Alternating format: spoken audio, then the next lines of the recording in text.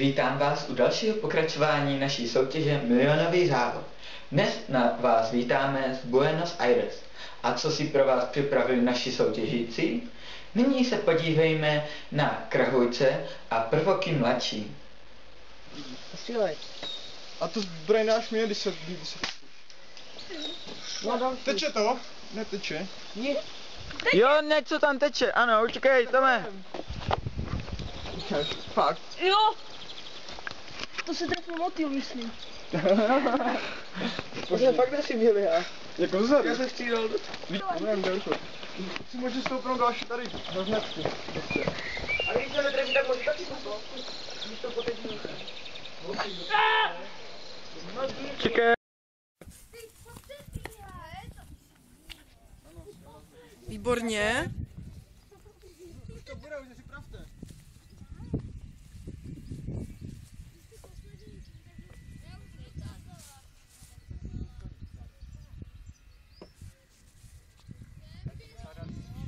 Vidí krev.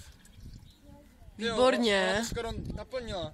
Tak nic, druhý už nepodběžíš, Sára to asi naplní.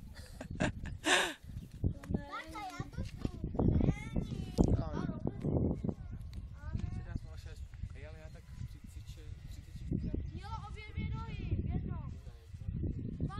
Jo, obě dvě nohy, jedno.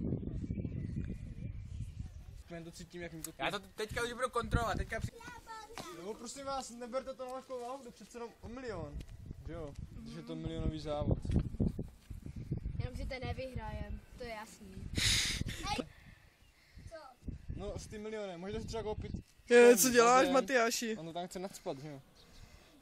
Aha, Aby to museli- rozumný. Aby to museli ostatní brát do rukávu.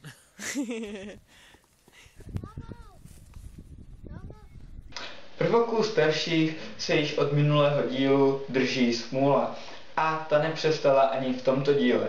Nyní se podívejme na jejich omluvenku.